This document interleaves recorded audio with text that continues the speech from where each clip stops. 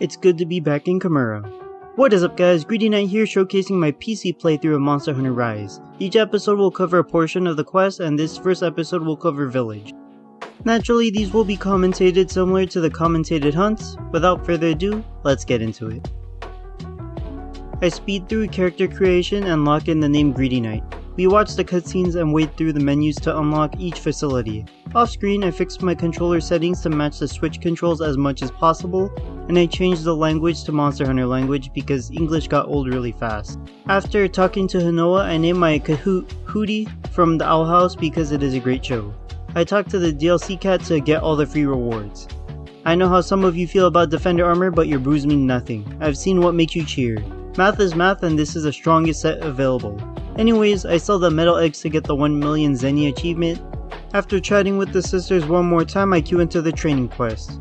Because of my 700 plus hours on Wilds, I have to unlearn focus mode and relearn wire bugs, so it doesn't hurt to clear these quests as a refresher. With the tutorials topped, I move on to the Village 1 quests.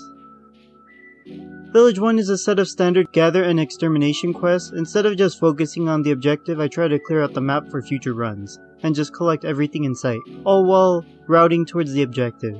I make my way towards the second camp in Shrine Ruins, so I can unlock the side quest before finishing up the objective. Since I have to kill Izuchis to unlock the camp, I queue into that quest next. While I'm at it, I clear out the rest of the map before even tackling the pack. I pick them off one by one, unlocking the camp upon completion. I speed through the rest of the quest, just following the objective until I unlock the first urgent, Great Izuchi. I do a bit of prep work before tackling it, collecting the Kahoot mats and checking for upgrades, then I queue in. I make use of my new camp to fast travel next to Great Izuchi, after fiddling with the map input. I hustle over to its starting area and start the fight by generating some files. I guard point and load files into shield charge. I land a counter peak performance to get 5 files and then trigger Condensed Element Slash for the extra damage. I confirm a follow-up guard point into SAD, which sets up a KO for another AED and SAD. I charge up files and guard point into an AED. I manage to land a guard point, but I get clipped mid SAD swing. Condensed Element Slash KOs the Great Izuchi again, and I finish the hunt with an SAD and sword slashes. I loot the corpses and just collect the materials during the post-quest minute. Upon returning to village, I unlock the submarine. I recruited some buddies so I can send the spare buddies to go mat farm for me. Because there's a buddy count achievement, I buy Iori's stock of buddies before moving on to village 2. I start by clearing out the side quests, killing some bugs in Shrine Ruins, and then heading over to the Frost Islands to kill some popos. I do some side objectives like gathering new materials for upgrades and activating the greater wire bugs I pass. I also explore a bit of the map to reveal the other camp location so I can unlock the side quests later. I go down the line of doing the key quests. First up is Arzuros. Because I fought him in the training room, it was pretty much a straightforward fight.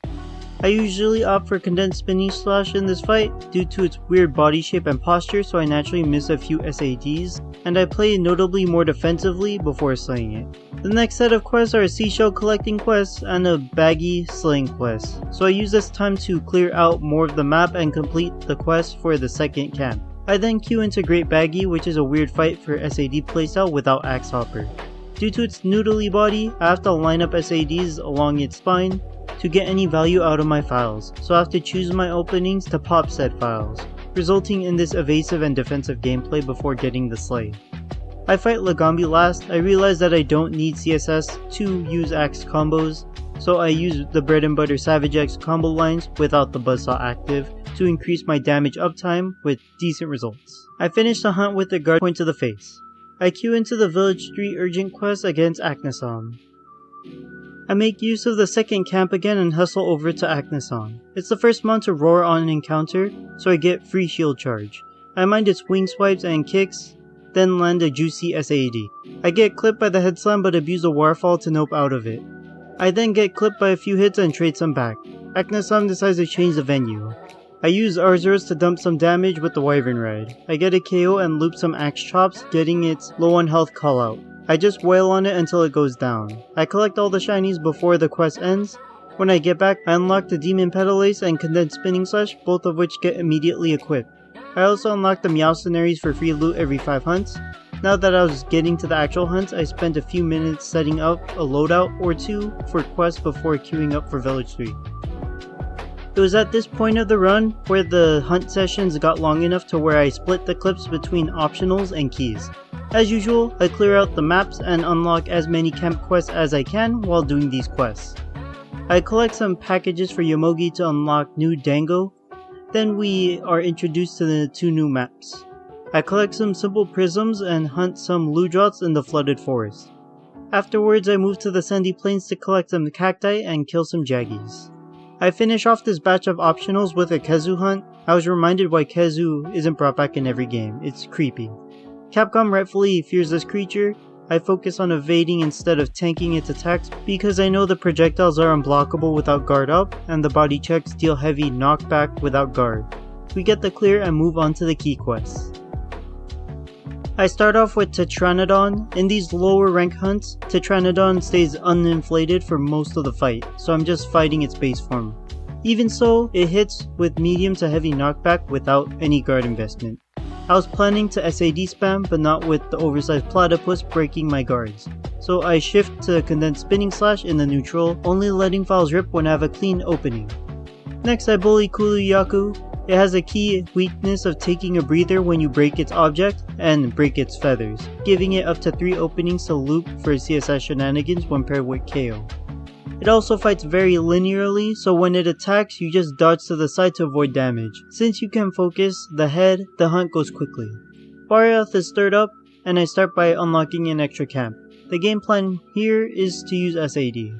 That is if I could stop bouncing. I forgot to swap Condensed Element Slash for this fight, so the gameplay is crusty. I focus on fundamental SAD gameplay to get in what damage I can before getting the clear. In the same fashion as Kuluyaku, I run over Great Ragi with the buzzsaw, dodging and using counter peak performance as needed. I finish off the key quest with the Royal Ludra. I opt for Condensed Spinning Slash in this fight because I was on the buzzsaw roll. I dive and dip as the sponge dodges and ducks. Our Swampy Tango ends in a clear. Slowly but surely, the Rise Break muscle memory is returning to me, allowing me to shed my wild focus mode inputs. The urgent is the Rampage quest, so I waste a good minute doing the tutorial and watching some post-clear cutscenes.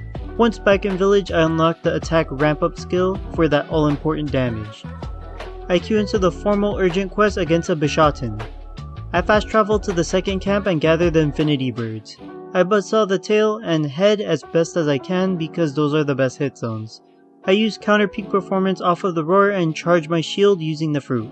I get a quick Condensed Spinning Slash combo in, but get decked in the face with the fruit. It drops a poison fruit and I worm my way around the poison cloud to continue my buzzsaw onslaught. I attempt to counter peak performance on the fruit, but my Palamute says get down Mr. President and I miss. I pop my second counter peak performance on the poison fruit, knowing it's safe to counter, and I get a few Condensed Spinning Slash chops in. It stands on its tail, so I shift to defense. It winds up the fruit barrage. I go in knowing I can get a topple if I wail on it. My Palamute gets it, and I get a KO extended buzzsaw combo. It winds up the flash fruit and I use counter peak performance on it for a free damage window. It stands on its tail again and I knock it back down. It manages to flee, so I loot the fruits and the mats it dropped during the fight. I follow it and reload on resources. It does some of its uninteractive attack sequences and it starts to throw random BS at me. It stalls on the wall for a few seconds and I just wait for it to come back down before finishing the hunt. I clear out the NPC bubbles and upgrade my Defender Charge Blade before queuing into Village 4. Next up is another subquest for Yomogi in Lava Caverns. I spend a hot minute clearing out the last new map for the base game, unlocking another Dango and camp quest in the process. I collect some monster guts from the sandfishes, mine ores in the volcano, and exterminate some spiders. I queue into the Puke Puke quest and beeline straight to its typical spot. I focus more on CSS for this fight because I can confirm the damage more consistently with the buzzsaw, and the damage between playstyles is comparable at this stage of the game, minus the setup/risk of file spam. I get the clear. I move on to the final optional. Since it has both Arzuros and Tetranodon, this quest was free Zenny. The main hiccup was trying to get Arzuros out of the way so I can solo duel Tetranodon. I lose a good chunk of time until Arzuros goes down. I just dump files and spam chops into the monotream until it joins Arzuros in the afterlife. Moving into the key quest, Somnicanth snipes me a lot during the fight and has an unblockable chloroform cloud, so I adjust and avoid it as best as I can. Energy drinks save me a few times during this fight. A Baryoth intrudes, but I mess up the Wyvern Ride and the wall bang for free damage. I finish the hunt with some clean ED loops. Next I drop into the Baryoth quest. This hunt is cleaner than I would like to brag about. Every single attack is countered, I land a successful quadruple wall bang for a lot of damage, and then work on breaking its fingers and teeth, netting a topple into stun. I get the low health call up and just finish the hunt. I fight Rathian next, and this is just a copy and pasted moveset between World Iceborne, Rise Break, and Wilds. There isn't much to talk about since the Wraths are in every game. Just dodge the tail swipe and fireballs. It should serve as the training dummy for getting good. Normally I use ready stance in this fight, so it's a bit of a shackle without it. Condensed Spinning Slash was clearly working, but I had to be more selective of when to use counter peak performance and when to evade. During the fight, Bishaten gives me a free Wyvern Ride for that all important damage and drops.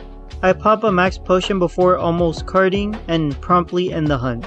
I queue up for Volvidon next. It's a more mobile version of Arzuros, so I have to mind its rolls, paralysis vomit, and its swipes. It does have a gimmick to topple if you hit it hard enough when it rolls, so that nets free damage. Naturally, I get the clear. Lastly, I start the hunt against the literal hardest monster, Bizarrios. I double down on Condensed Element Slash SAD spam here because it ignores shit zones and the massive body enables consistent damage through your files. I make sure the Condensed Element Slash is active to avoid bouncing. I land SAD after SAD before the rock crumbles under the pressure. And we finally arrive at the Magnamalo fight. I use SAD here because the openings are nice and defined. I just need to properly exploit them. I get hit a few times, I land a few SADs and get lucky with a Condensed Element Slash activation to cause a flinch. I tank a heavy attack into a counter peak performance and then into Condensed Element Slash. Magnamalo swipes me, I reposition and I get a topple, but I miss input and lose the damage window, or so I thought. With a morphing advance into SAD, I empty my clip successfully. It enrages and I reset my Condensed Element Slash as it gets paralyzed. I dump the files, aiming for another KO. I navigate the flame thrust and the backflip but get clipped by the swipe. I guard point a few hits and dump some more files. It drops down to low health and retreats. I use bugs to recharge my files and energy and get a wake up KO as I run out of shield charge after reset my resources. Magnamalo, like the cornered animal it is, gets mad and hits me with a few too many attacks in succession, nearly carding me in the process. I lock in and finish the hunt with an SAD. The main story credits roll and now we move on to Village 5 after clearing out the NPC bubbles. Not going to lie, I failed my first attempt at the Somnicanth quest because I killed the capture target, but one little reset and boom, the fail disappears. I make sure to bring a trap and trank bomb this time. Since this is a run back quest, I won't bore you with the play-by-play of the hunt, just that I play a bit cleaner than in round 1. As soon as I get the blue icon, I trap and trank the mermaid, netting yet another Dengo upgrade. For the next quest, I fight another Somnicanth and this time Akezu joins the squabble. There's a dirty joke here somewhere, but not without getting demonetized. Since this is a dual quest, Somnicanth and Kezu have lower health, so I kill Somnicanth quickly. A Magnamalo joins the fray and I use it to fight the Kezu, confirming an unreasonable amount of damage. Kezu basically does not fight back and I get the clear. The third hunt is against a Kuliaku and Anjanath, so I start with the weak-kneed Egg Raptor. I just abuse its openings and it departs from this world. Anjanath is a bit of a weird fight because the optimal game plan is to sweep the leg, to get a trip, and then bash its face in while it's toppled. By following this game plan and the fact that this is another duo quest with cut health values, Anjanath just falls over as well. Similarly with the other quests, the final optional is a dual quest, against the Volvidon and Tetranodon. I start with the Armadillo and just do fundamental Condensed Spinning Slash gameplay. Several buzzsaw chops later, it rolls over for the last time. As for the Platypus, I shift to SAD, sneaking in some buzzsaw chops with file spam until I get the clear. Moving on to the key quest, I start with Anjanath proper. Using the same game plan of sweep the leg and bash in the face, I confirm a few trips and several buzzsaw combos for the clear. The reason I went out of order was because you craft Anjanath armor to upgrade your set, netting 2 levels of attack boost on the 1 defender armor piece that lacks attack boost. This increases my damage for the rest of the quote-unquote harder fights. With this buff, I queue into the Nargacuga hunt. I have hunted 200 plus Nargacugas in the past, so I try recalling the hunter I once was. After the first KO, the combos and reactions flowed into me like Ghost of Hunters Past possessing me. I dumped SAD after SAD into the Panther Bat for the clear. Now I fight Zinogre after awakening my SAD fundamentals in full. The poor Thunderwolf didn't stand a chance. SAD, block, SAD, counter peak performance, SAD, block, SAD. It manages to flee, but I put the mutt down with some files. After the Thunderwolf is the Bubbly Fox. Since Wilds largely borrows Rise's moveset, this fight was a bubbly breeze. I think it's more favorable with counter peak performance, morphing events, and SAD spam in the picture. Breaking Mizu's toes gets a topple, and sometimes it just falls over on its own. I land a juicy SAD window only to be thwarted by my buddies, ruining my groove a bit. But I get a topple and a couple of SADs afterwards. I tangle with the fox until it dances its last dance. The last key quest is Rathalos. Now I don't really like soloing Rathalos, so this has always been a crusty matchup for me. The fact that he likes camping from the sky and disengaging is why I don't like this fight. But Rise's iteration has him hover closer to the ground when flying, and he actually fights more on the ground than in previous iterations, allowing me to get in some damage. This is far from clean, but I get the clear.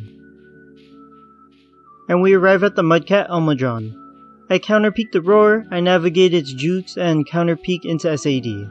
I get clipped and reposition, it roars again and I land an SAD into a counterpeak into SAD. I get hit by the Mudwave and the Tail Slam through counterpeak performance because it only covers 1 attack. Then Elmadron forms its Mud Ball. I get a KO and SAD. I'm running low on resources, so I fish for counterpeak opportunities and tank a few too many hits for this. A fundamental issue is that the forearms cause green sharpness to bounce, so I'm just rebounding when trying to gather energy and files, without condensed element slash. It transitions to the next area and summons the mud pillars. I get hit by the mud geyser, sling back to it and pop an SAD during the topple. It roars and I land a counter peak SAD, then trigger a wyvern ride. 3 wallbangs later I finish it off with 1 last SAD for the kill. I return triumphant and talk to all the NPCs to clear their bubbles, unlocking quests and items. Now it's on to Village 6. First thing I do is craft 8 charge blades. This is the requirement for counter morph slash. It's not like I googled it or anything. Once unlocked, I equip counter morph slash for the file boost on guard points and the quicker Savage Axe to sword and shield morph. Then I queue into the first 6-star quest. Gosrag is kind of rough. It likes to stand on 2 legs like the other bear model monsters, and it leaves few openings for grounded SAD. Savage Axe would be good here, but you have to spend a wirebug just to guard without deactivating condensed spinning slash. To add insult to injury, most of its attacks require guard investment just to guard regularly. We get the clear, but it was a crusty one. Tigrex is far more cooperative. He was the SAD training dummy back in the day. Aside from the heavy knockback cancelling out my guards, I was able to abuse my guarding options into SADs. Since I was relying on counter peak performance in this fight to guard effectively, I had to gauge if a given attack was a single or double hit since the SBA can only tank 1 hit. I get the clear.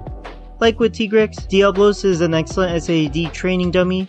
With more adjustment to counter morph slash, I land more guard points into SAD combos in this fight, netting higher damage.